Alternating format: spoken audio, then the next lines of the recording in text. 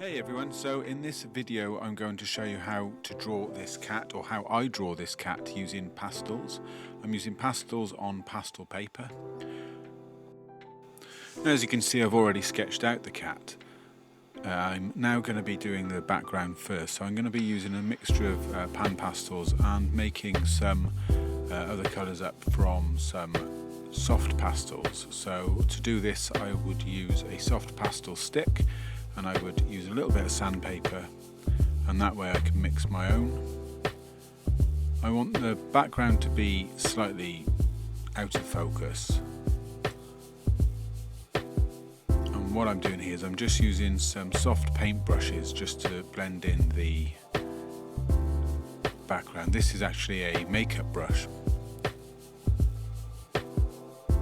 The reason I'm doing the background first is because when you do the foreground, which is the animal, you want any fur to be over the background.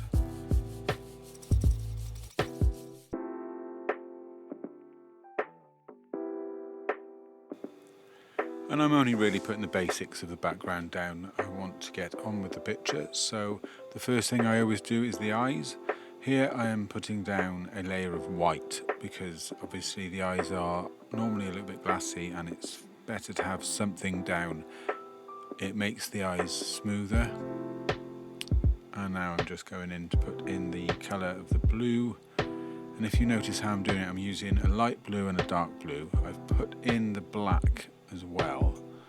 And every time I do this I smooth it over with a blending stump. This allows you to put more pastel into the tooth of the paper.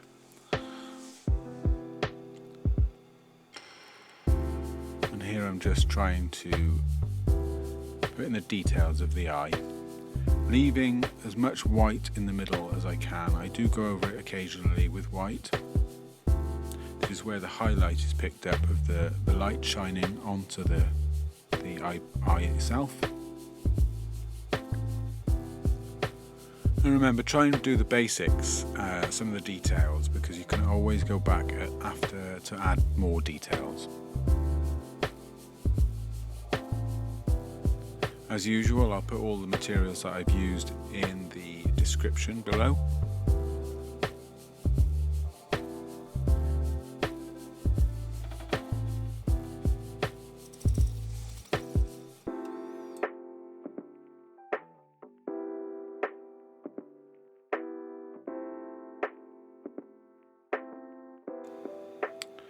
And now here I'm going to do the same with the nose. I always like to do the eyes and the nose first. They're normally the most prominent features. They're also the bits of an animal, especially a cat or a dog, that most people will see the character of their animal in. Each time you go over anything, obviously blend it in with a blending stump. This smooths it out and allows you to put more pastel into the tooth of the paper.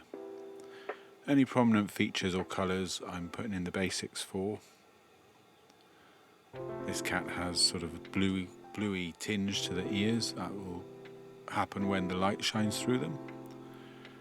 And here I'm adding white pastel, pan pastel, with a soft makeup brush because I don't want too much of it on there. I just want it to be a base layer, which is a slightly lighter layer for the other pastels to go on top of.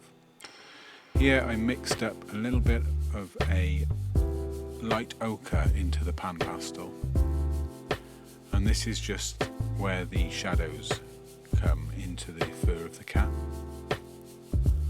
And now I'm working on the ears and the edges. I never worry too much about details when I'm just building the base layers of the animal. And the other thing I'm using here, for those of you who've noticed, is I'm using what a lot of painters might use is a stick. It's just something that I can rest my hand on, and I find that it helps. Some people use them, some people don't. I find it helps not to smudge the paper. Some people use this, some people don't. Some people use greaseproof type of paper. I have used that before, but I find this more comfortable. It allows me to get to parts of the portrait without touching any of the other parts. and rests your hand on it, it's more comfortable. And remember, it's all about layering, so you're just building up layer upon layer, and as you get to the top layers you're adding more detail. Here I'm adding in some of the hair for the ears, and don't forget to use darkness as your friend. You can put blacks and dark browns in and they will bring your picture to life, giving it depth.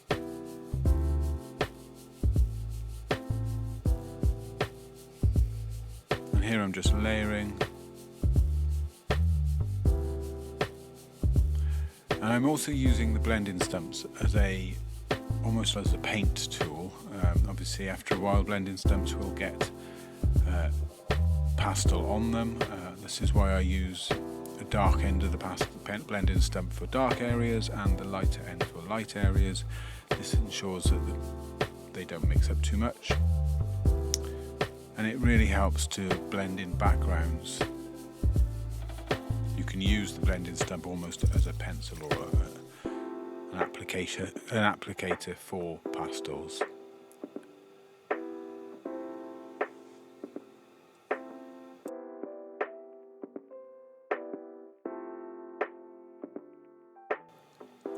Now as I go in with this animal, obviously this cat has fairly distinctive colours running through it.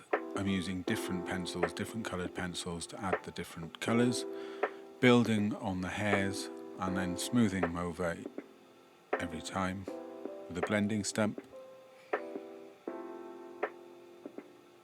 And there you go, where I'm using the blending stump to add in the shadow.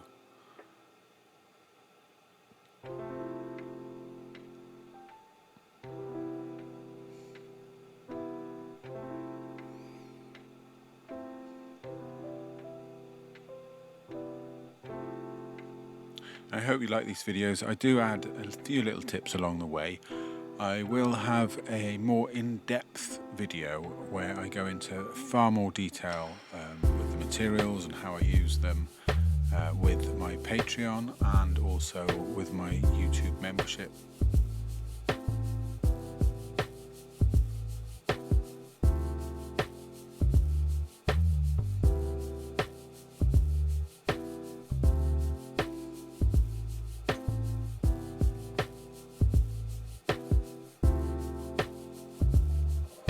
And this part of the drawing is always the more exciting bit because you can actually see the animal come into life.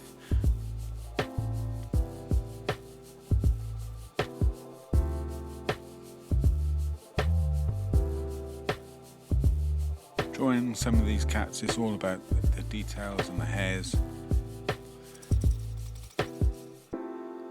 I've listed all the colours that I've used here. When you start drawing more animals, you see that no animal is sort of one or two colours. There's normally a good 6 or 7 colours at least in animals in the background. This brings the depth of the picture. If you just did a black and white cat, for example, using blacks and whites, then it just wouldn't look quite right. You'd probably find that there's a lot of whites, greys, blues and purples where the light hits the black fur and the grey and the white fur. Remember that you're reflecting light, not the colour. It's the light and the colour in the light that you're reflecting, so nothing is truly a colour. You're just reflecting the colour of the light waves.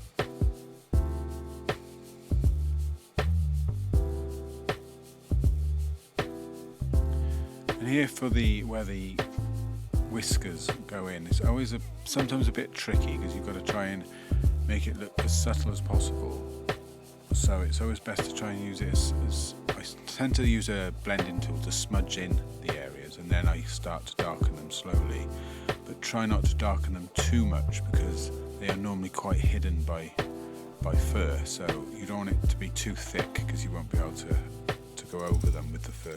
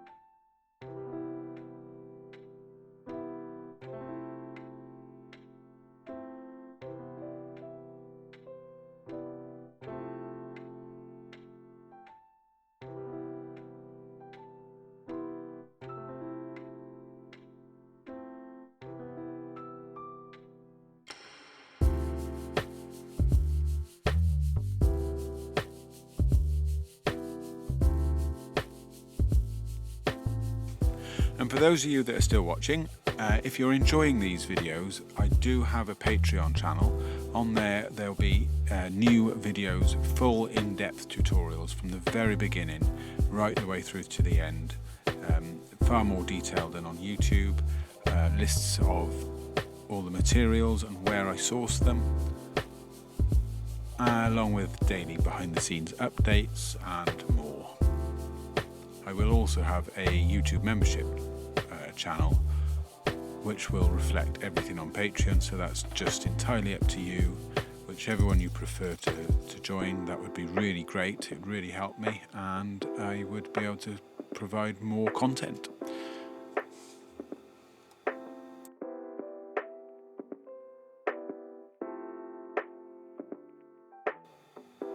As you can see here, I'm just starting to blend in with more dark colours using a makeup brush.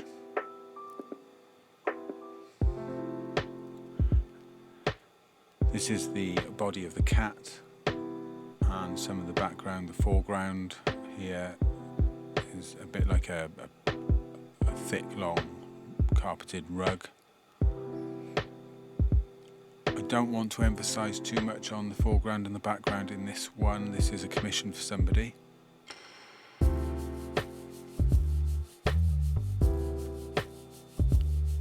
want the emphasis to be on the cat, especially the eyes. But again, it's a case of bringing in the shadows, adding the fur, and sometimes it's more putting the suggestion of fur rather than blocking it in all with individual strands of fur. Sometimes you can't even see the individual strands, it's just a block of white, so just adding a couple of strands in will put the suggestion of fur, which is all you need. The other thing is to remember is when you're doing portraits like this, you're creating a portrait which is not a photograph. You're not trying to create a digital copy. If you're going to do that, you just take a photograph or scan it.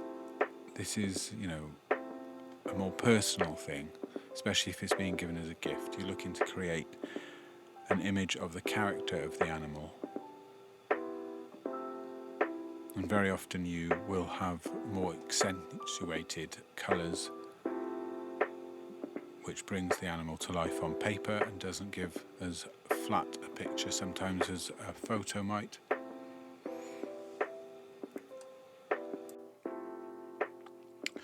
And to finish it off, I'm just using a soft pastel stick as well as the white pencil to bring in the whiskers, and underneath the white of the whiskers I'm also drawing in darker whiskers and just putting a slight line under some of the white of the whiskers just to make them pop.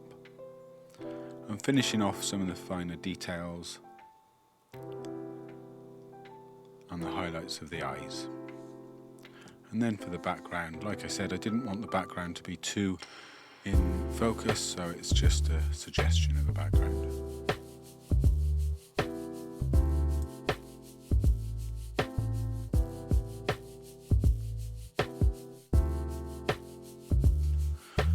Okay, so if you've been following along, you should hopefully have something that looks a little bit like this.